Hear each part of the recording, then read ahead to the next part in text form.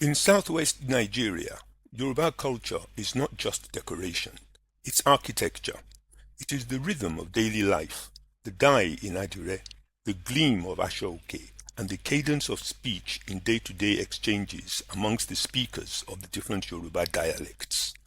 All said, it is the stubborn confidence that tomorrow can indeed be designed. But 60 years after a single morning changed everything, a dangerous amnesia is spreading, not just here, but right across West Africa. A new generation raised far from the full weight of authoritarian rule sometimes flirts with the mistaken notion that soldiers govern better than civilians. This documentary is a reminder, not nostalgia, but evidence. Evidence that with the benefit of hindsight, it's clear that the worst civilian government is better than the best military regime. As we commemorate the 60th anniversary of the first coup on January 15, 1966, which brought democratic governance to an abrupt end, this documentary, Southwest Nigeria's Unfinished Quest for Life More Abundant, revisits what was gained, what was lost, and what remains unfinished in the old Western Nigeria. The original thesis was written by the Dawn Commission and then made pro bono into this short film by Maje Obaje Community Development Initiative. So, the question is simple. Will we remember or will we repeat the past? The old Western Nigeria, which was made up of today's 6 southwest states, together with Edo, Delta, and parts of Kwara and Kogi states, treated governance as a craft, deliberate planning, measurable outcomes, and a belief that human development was the true infrastructure. The Omoluabi ethos that underpins Yoruba legacy guided policy. Life should be fulfilling for everyone, not just the privileged, and one should wish unto others the same good fortune and upliftment that one would wish for oneself. After the region attained autonomy in 1957, the Action Group government under Chief Obafemi Awolowo adopted the motto "Freedom for all and life more abundant" and applied development plans across every sector with remarkable results. The civil service of the newly independent Western Nigeria led the way among former British colonies in adapting colonial administration to a parliamentary system. The result was a civil service that was comparable in structure and operation to that of Great Britain herself. The first development plan from 1955 to 1960 focused on infrastructure, social services, and free primary education. The second, from 1960 to 1965, shifted more towards the productive sectors to sustain growth and social investment. Planning was not theory, it was practice, and it very quickly became a way of life. In education, the numbers tell the story. In just 6 years, primary school enrollment surged by over 140%, while secondary school enrollment rose from 7,000 to nearly 85,000 students.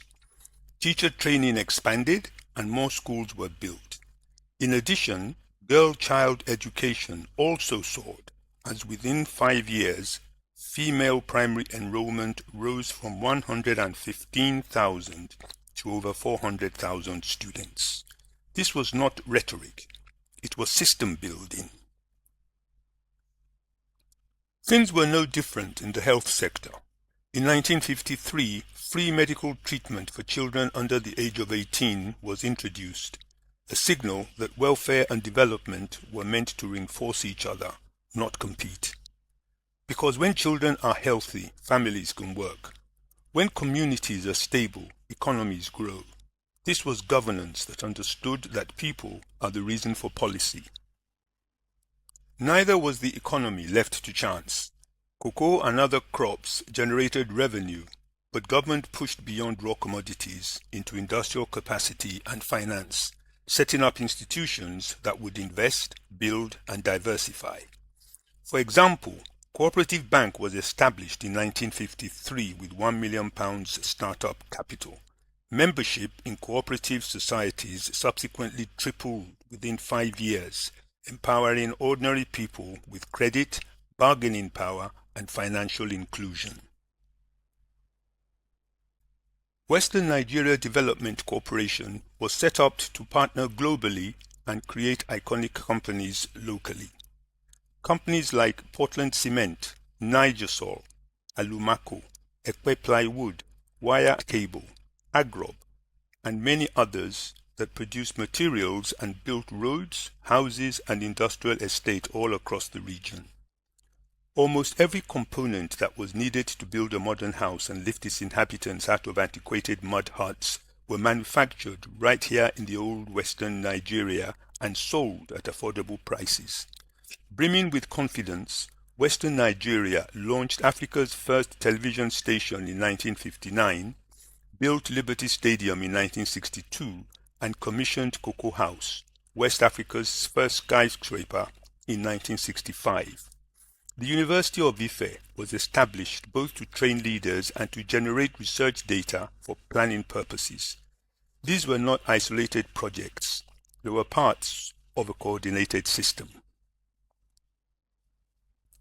The trajectory seemed inevitable until it stopped, largely due to the unwieldy nature of the amalgamated northern and southern protectorates into one nation, which its British colonial designers called Nigeria, but which Chief Awolowo later, and perhaps more aptly, described as a mere geographical expression.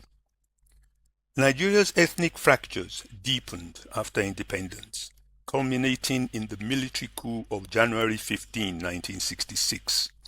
Key leaders were assassinated, such as the Prime Minister, Alhaji Abubakar Tafawa Balewa, and the Western Nigeria Premier, Chief Laduke Akintola. Constitutional order was suspended, regional parliaments dissolved, political parties banned.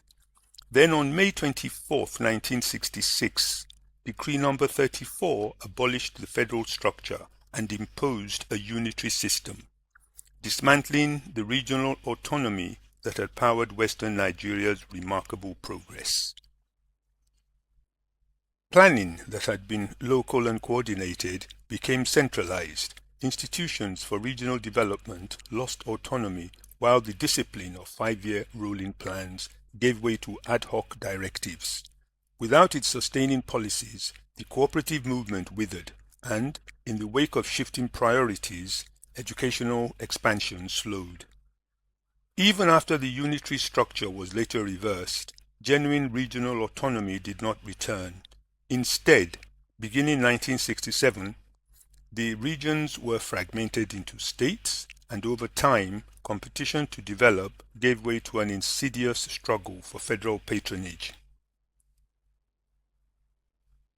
Military rule did not simply pause development, it reversed it and left deep scars. And the damage wasn't only physical.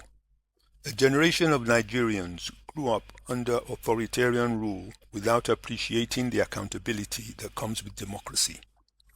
Under the military, civil society was suppressed, the press censored, political organizing criminalized, and corruption flourished where power faced no electoral consequences. At first, the oil boom of the 1970s masked these structural weaknesses, but when prices collapsed, the system faltered. With industry and agriculture neglected and education in crisis, Nigeria literally stopped growing. The end of military rule did not come by way of another coup, but through activists, journalists, students, and civil society groups pushing hard against military dictatorship. NADECO, the National Democratic Coalition, led other movements in the struggle, and many paid with their lives, including MKO Abiola, Alfred Riwani, and Kudirat Abiola. After General Abacha's sudden death in 1998, a hasty transition followed, and on May 29, 1999, civilian rule returned to Nigeria as the Fourth Republic. Democracy is not a bed of roses, but it is the only sustainable foundation for accountable development. Rebuilding democracy since 1999 has been slow but real, simply because decades of institutional damage cannot be repaired overnight. The southwest states that make up a major part of the old Western Nigeria have revived regional cooperation through the Development Agenda for Western Nigeria, DAWN, which is encoded in the Dawn Commission, so named using its acronym. The Commission was created in July 2013 with the mandate to revive the spirit of regionalism by adapting the development philosophy of the Old Western region to current-day realities. Initiatives like Amotekun show that collaborative governance is possible, but economic recovery requires more than just security. It demands planning, education, economic inclusion, and strong institutions so that development always benefits the many, not just the few. So we end where we began, with memory. Remember Cocoa House rising in 1965. Remember WNTV in 1959. Remember the schools built to last for 50-plus years. Remember the martyrs who paid with their lives. Democracy is not perfect, but it is perfectible. Military rule is not order, it is organized devastation. The choice is ours. Remember, resist, rebuild. For the old Western Nigeria, rebuilding is not a case of beginning from scratch. The principles on which the development of the region was founded, collaboration amongst its various provincial constituents, is being rekindled by Dawn, this time amongst the states that today make up the region. In the 1960s, it was a generation that believed planning could shape destiny together with bold and visionary governments. Now it is Dawn that carries that legacy forward, a roadmap for the future based on the best from the past. As so eloquently captured in the Yoruba name, Babatunde, Dawn is the revival of the visionary spirit, returning to rebuild and to uplift the region to a life more abundant.